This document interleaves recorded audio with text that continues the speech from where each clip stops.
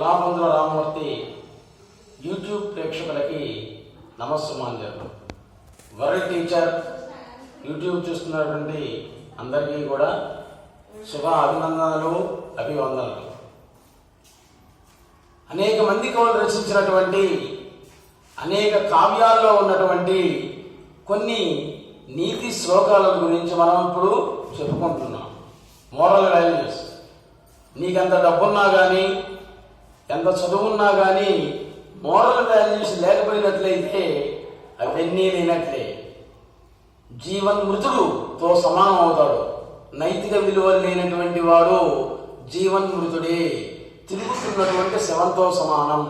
ఎందుకు పుట్టామో తెలియదు, ఎందుకు పెరిగామో తెలియదు, ఎందుకు తెచ్చామో తెలియదు.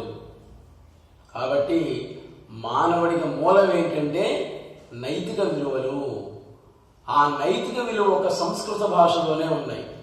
అనేక మంది కవులు రచించినటువంటి అనేక గ్రంథాల నుండి తీసుకున్నటువంటివి నీతి శ్లోకాలు. వాటిల్లో కొన్ని మనం చెప్పుకుంటాం. ముక్తకాహ ఇది వదంతి. ముక్తకాలు అని అంటాం. అంటే పై శ్లోకం యొక్క భావానికి తరువాత శ్లోకం యొక్క భావానికి సంబంధం అనేటువంటిది ఉండదు. అటువంటి వాటిని ముక్తకాలు అని అంటాం. ఏకః స్వాదు నభుంజీత నైకః సుప్తేషు జాగృయాత్ ఏకో నగచ్చేత్ అధ్వానం నైకశ్చార్థాన్ ప్రచింతయేత్. ఏకః ఒక్కడే, స్వాదు నభుంజీత ఆహార పదార్థాన్ని తినకూడదు. మధురమైనటువంటి ఆహార పదార్థాలని ఒక్కడే తినకూడదు అని చెప్పారు మహాకవులు. పక్కవాడికి కొంచెమైనా కానీ పెట్టాలి మనం తినేటప్పుడు. వాడు వద్దంటే అది వేరు, అడగాలన్నమాట. కొంచెం తీసుకోసారి అనాలి. వద్దు అంటే వాడి కర్మ వదిలేయాలంతే. కానీ మనం ఒంటరిగా తినకూడదు.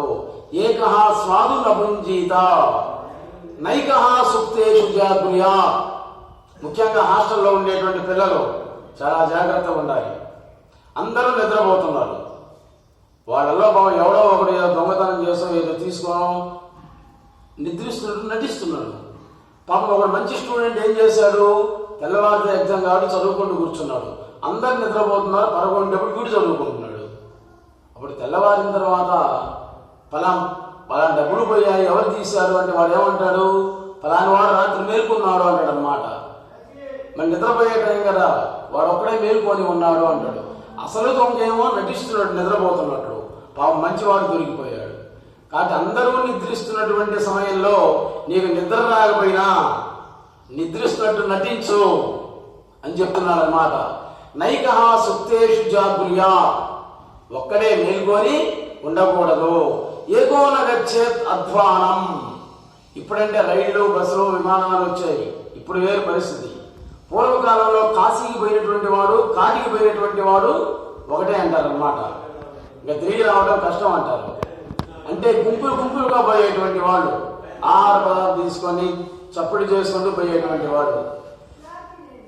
ఏకో నగచ్చేత్ అధ్వానం. మార్గ మధ్యలో ఎప్పుడూ కూడా ఒక్కడే ప్రయాణాన్ని చేయకూడదు.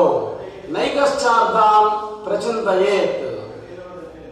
డబ్బులున్నాయి కదా అని ఎట్లా పెడితే అట్లా బిజినెస్ స్టార్ట్ చేయకూడదు. నీ దగ్గర కోట్లు డబ్బులు ఉన్నా కానీ ఆ వ్యాపారంలో అభివృద్ధి చెందినటువంటి వాళ్ళ సలహాలు తీసుకోవాలి. కాబట్టి అప్పుడు నీకు వ్యాపారంలో సరైనటువంటి ఆదాయం అనేటువంటిది అభివృద్ధి చెందుతుంది. ఇటువంటి ఆ సలహాలు లేకుండా డబ్బులున్నాయి కదా అనుకొని నీ అంతట నీవే సొంత నిర్ణయాలు తీసుకున్నట్లయితే ప్రమాదకరం అని చెప్తున్నాడు అన్నమాట. అది ఒంటరిగా ఎప్పుడు ఎవరు కూడా ఏదీ చేయకూడదు. ఒంటరిగా ఒక్కడే ఆలోచించకూడదు. మానసిక వ్యాధికి లోనవుతాం. అందుకే నైకశ్చార్థాన్ ప్రచింతయే. ఇంకో శ్లోకంలో చెప్పాడు, పైకి కనిపించేటువంటి వేషం దాన్ని బట్టి నమ్మి స్నేహం చేయకూడదు. మనుషులు బాగా ఎర్రగా బుర్రంగా ఉన్నారు కదా అని, మంచి డ్రెస్ వేసారు కదా అనుకొని, బాగా మాట్లాడుతున్నారు కదా అని వాళ్ళతో స్నేహం చేసినట్లయితే ప్రమాదకరం. అడ్రస్ని పట్టి స్నేహం చేయొద్దు అని చెప్తున్నాడు అన్నమాట. వేషం న విశ్వసేత్ ప్రాజ్ఞో వేషో దోషాయ కల్పతే రావణో భిక్షురూపేణ జహార జనకాత్మజాం ఎంతో జ్ఞానం ఉన్నటువంటి ఆ సీతాదేవి రావణాసురుడి యొక్క భిక్షువ రూపాన్ని చూసి మోసపోయింది. చిట్ట చివరికి శాస్త్ర జ్ఞానం తెలిసినంత ఆమె బయటికి కనిపించేటువంటి వేషాన్ని చూసి మోసపోయింది. కాబట్టి జాగ్రత్తగా ఉండండి అని చెప్తున్నాడు. వేషం నవిశ్వసే ప్రాజ్ఞ, తెలివైనటువంటి వాడు ఎప్పుడూ కూడా బయటికి కనిపించేటువంటి వేషాన్ని చూసి మోసపోడు. వేషో దోషాయ కల్పతే, మనలో ఉండే దోషాన్నే ఆ వేషం అనేది తెలియజేస్తుంది. రావణో భిక్షురూపేణ జహార జనకాత్మజాం, సీతాదేవి రావణాసురుడి యొక్క భిక్షుకు రూపానికి మోసపడి ఎన్నో ఇక్కట్ల పాలైంది కదా. భుక్త్వా సర్వదం గచ్చేత్ తాంబూలం తదనంతరం వామపార్శ్వేతు శయనం ఔషధై కిం ప్రయోజనం. మన భారతీయ తత్వశాస్త్రం గురించి చెప్తున్నారు కవి ఇక్కడ. భుక్త్వా శతపదం గచ్చేత్, అన్నం తిన్న తర్వాత కొంతకాలం వాకింగ్ చెయ్యాలి అంటున్నాడు. తాంబూలం తదనంతరం, పూర్వకాలంలో అన్నం తిన్న తర్వాత వాకింగ్ అయిన తర్వాత తాంబూలం వేసుకునేటువంటి వాడు. వామపార్శ్వేతు శయనం, మనందరికీ కుడివైపు తిరిగి పడుకోవడం అలవాటు, కానీ ఎడమవైపు తిరిగి నిద్రించడం అలవాటు చేసుకోవాలి.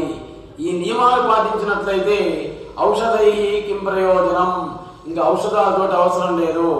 శారీరక మానసిక రోగాలు అనేటువంటివి రావు అని ఒక మహాకవి చెప్పాడు. అసలు ఎవరికి దానం చేయాలి, ఎవరికి చేయకూడదు, ఎటువంటి దేవుణ్ణి పూజించాలి అనేటువంటి వాడిని చెప్తున్నాడు ఒక మహాకవి. దరిద్రాయ కృతం దానం, శూన్యలింగస్య పూజనం, అనాథ ప్రేత సంస్కారం, అశ్వమేధ సమం విదహో. దరిద్రాయ కృతం దానం, దేవుడు అందరికీ డబ్బులు ఇవ్వలే, అందరినీ ధనవంతులు చేయలే, కొంతమందినే ధనవంతులు చేశాడు. ఎందుకని? పేదవాళ్ళకు దానం చేయమని. అంతే.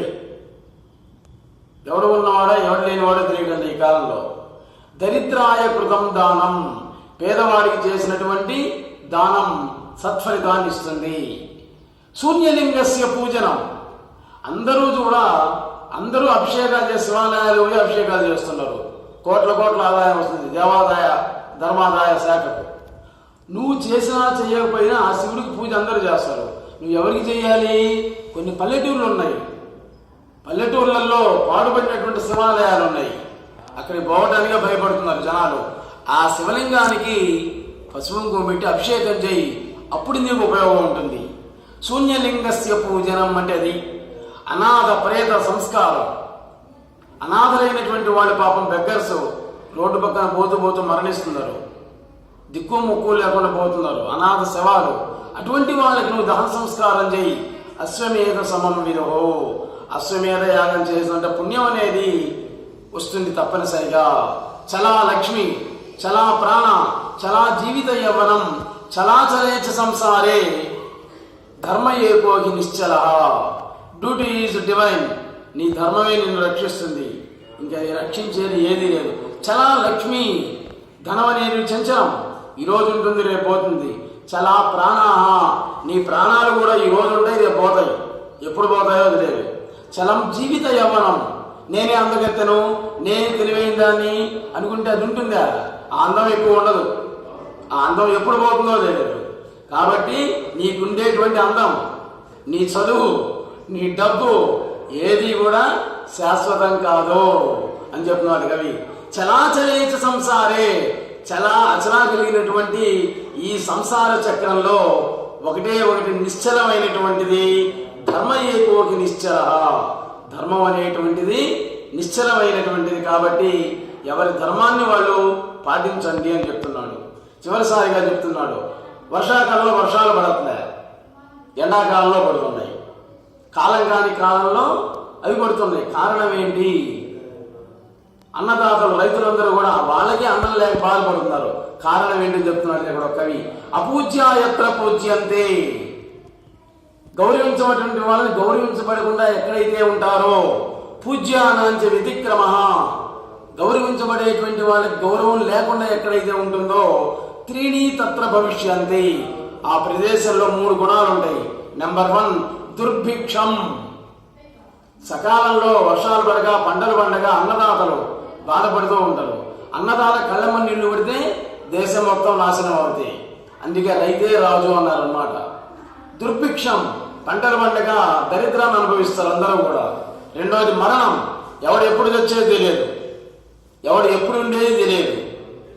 అలా మూడోది భయం, బాగా డబ్బున్నటువంటి వాళ్ళు ఆరోగ్యవంతులు కూడా భయంగా బతుకుతుంటారు. పైకి నటిస్తుంటాడు ధైర్యంగా, లోపలంతా కూడా భయంగా ఉంటుంది. దీనికి కారణం ఏంటి అంటే గౌరవించబడేటువంటి వాళ్ళని గౌరవించబడకపోవటం, పనికి మాలిన వాళ్ళందరినీ గౌరవించడం, ఎవరినైతే నీచంగా చూస్తున్నారో వాళ్ళని గౌరవించడం. ఇది ఎక్కడైతే ఉన్నట్లయితే ఆ దేశం బాగుపడదు అని మహాకవులు ఎప్పుడో చెప్పారు. Please subscribe our channel. నమస్తే.